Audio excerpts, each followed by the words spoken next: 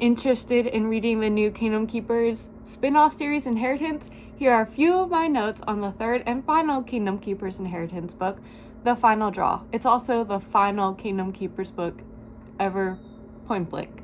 Plus, I'll let you know if I think the Inheritance trilogy is worth reading. Hi, welcome to Hyperion Hype Club.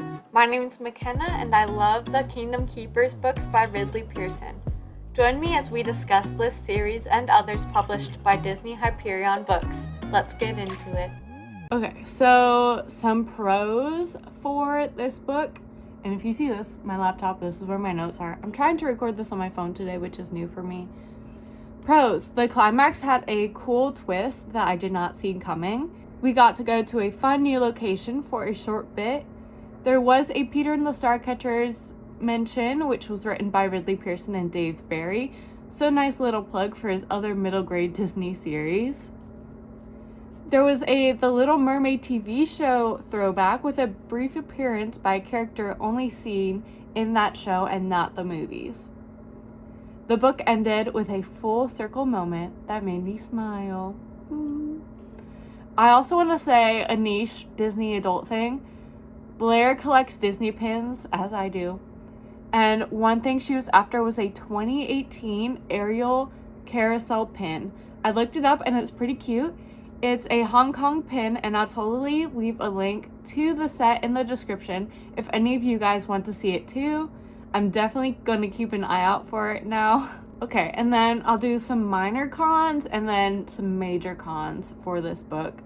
Minor cons that just annoyed me a little. There were little things that were re-explained a lot, like who Story is, or at least who she is in this trilogy, because it's inconsistent with the previous books. The ink used throughout the first and second books isn't used in the third book, even though they could easily use it and it would improve the efficiency of their mission. Instead, outside of getting help from magical characters, they opt for a more difficult option than the original ink. If you've finished the second book, that will make more sense. And also, oh my gosh, it says that squirrels are primates, and squirrels are not primates, they are rodents. I literally majored in wildlife, Ridley Pearson, so you cannot do this to me, please. Your editors also should have caught this, and so many other things too. Yes, the oldest known primate from long, long ago was squirrel-like, but it wasn't a squirrel. Like, misinformation. Blah. Okay, actually that's disinformation. Misinformation? Misinformation, because it wasn't a deliberate intention to mislead someone. Okay, major cons. The book was anticlimactic. I looked up the definition of anticlimactic after I typed it out in my notes, and I'm not even sure it's accurate because the definition, according to the Oxford English Dictionary, is causing disappointment at the end of an exciting or impressive series of events. The book as a whole, kind of meh. I did rate it 3.6 out of 5 on Goodreads, but I think maybe 0.4 of that was nostalgia for Kingdom Keepers. It's like slightly above meh. It definitely was meh relative to the rest of the series, like the Kingdom Keepers books as a whole. So I guess the plot of the book isn't anticlimactic, but the book is an anticlimactic end to the entirety of the Kingdom Keepers books. And then inconsistencies, which if you're new around here, inconsistencies really bother me. And this series, or this trilogy I should say, has a lot. Mainly because Ridley Pearson's continuity editor, since the first 10 books came out, has left his team because she was in middle school or high school when she started working for him. So she's actually in her real career right now, and just obviously didn't really have time for this. Understandable. And there are more inconsistencies in this book than I'm going to mention, but those would be minor spoilers if you've never read any of the Inheritance books before. If you're curious to know what they are, as long as I don't delete my notes app notes, I can fill you in. Okay, so first, as a child of a fairly and as pointed out in the first chapter of this trilogy, Eli has certain abilities.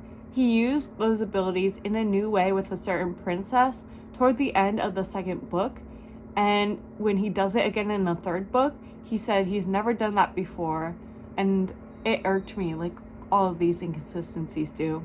The book said that Marty is a kid of one of the original 5 Kingdom Keepers, even though he is Jess's son. Okay, and then it said that the Shroud, which you learn about in the first book, was trying to save their country, but really their mission was to save their Disney park. So that's a country versus a Disney park. That's a big difference. And speaking of the Shroud, one of the members, Hadiza, has never heard of a certain very popular classic Disney film, which I find super hard to believe considering she's a former cast member fighting to protect Disney magic. And then a super small thing, but Eli used to speak French pretty well. Not fluently, but enough to understand a decent amount of stuff. And now he doesn't. I feel like that's like really declined throughout this trilogy for some reason. Okay, and then the timeline. Oh my gosh, if you've heard me mention Kingdom Keepers Inheritance before, you have very likely heard me mention the timeline. So for reference, the first book said a lot of things about when it was, like month, year, whatever, but most of the time the consensus was it was summer, probably August 2020 or 2045.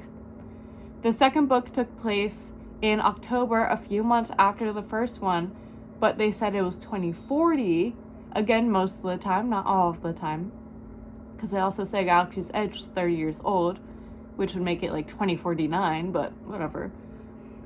In the third book, it's supposedly a few months after the second book, but it's October 2042.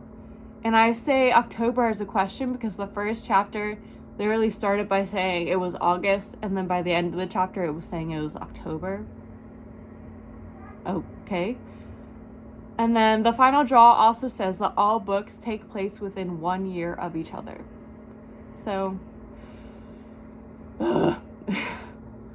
overall, I would say read this book or the Kingdom Keepers Inheritance series as a whole if you read Kingdom Keepers for the backstage look at some Disney stuff or just enjoy reading about characters in the Disney parks.